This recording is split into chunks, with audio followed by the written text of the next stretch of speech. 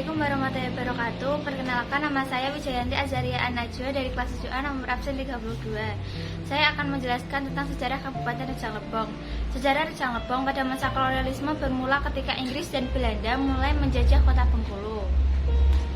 Masyarakat Rejang yang mendiami daerah pedalaman atau pegunungan di Kabupaten Rejang Lebong tidak pernah mengalami penjajahan karena faktor geografis. Kabupaten Rejang Lebong dulunya adalah gabungan dari Provinsi Sumatera Selatan. Pusat perkotaan Rejang Lebong dahulunya terletak di Kepahyang, sedangkan Curup sendiri masih berbentuk pasar atau pekan Curup dan belum bisa dikatakan kota. Setelah Kesultanan Palembang jatuh ke tangan Belanda pada tahun 1 Juli 1821 tidak membuat wilayah Depatitiang IV tunduk terhadap Belanda. Hal tersebut karena adanya perlawanan dari rakyat. Salah satunya ketika rakyat menghadang Kapten Delau berkunjung ke pos Belanda di Keban. Pada tahun 1838, pasukan militer Belanda dikirim ke wilayah Rejang untuk menuntut kematian asisten Presiden Boger.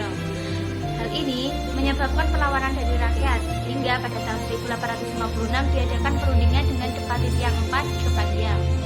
Hasil perundingan menyatakan Depatitiang IV akan tunduk kepada Belanda dengan syarat adat dan pustaka tidak boleh dirusak dan diganggu oleh Belanda. Rejang Lebong dimasukkan ke dalam Kepresidenan Palembang. Dengan adanya perundingan ini, wilayah Rejang Lebong menjadi berada di bawah pemerintahan Belanda tahun 1849-1942. Setelah perjanjian ini telah disepakati bersama, dengan sahnya wilayah Rejang Lebong di bawah pemerintahan Belanda. Belanda menguras kekayaan alam yang ada. Salah satunya hasil bumi seperti rempah-rempah dan bahkan Belanda membuka tambang emas yang ada di Lebong. Hasil ini dibawa ke negara Belanda bahkan dijual ke negara-negara Eropa. Sehingga tahun 1942 setelah pecah perang Pasifik dan Hindia, Belanda terlibat di dalamnya, membuat Belanda harus berhenti menjajah di Rejang Lebong dan diambil alih oleh Jepang.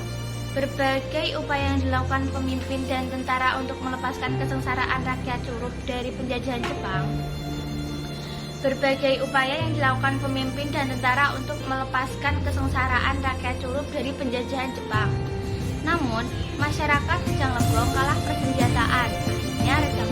Akhirnya Jepang dapat memasuki Samarinda. Dengan keadaan yang sulit, para pemuda tetap saja melakukan persiapan untuk melakukan perlawanan.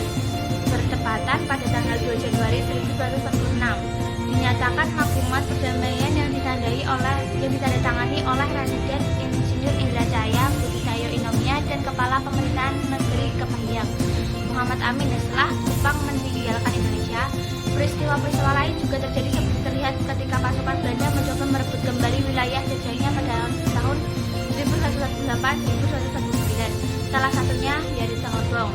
Dari peristiwa sejarah tersebut, dibuatlah sebuah monumen perjuangan Tabarena yang terletak di Kecamatan Bermani Ulu, Kabupaten Rejang Lebong.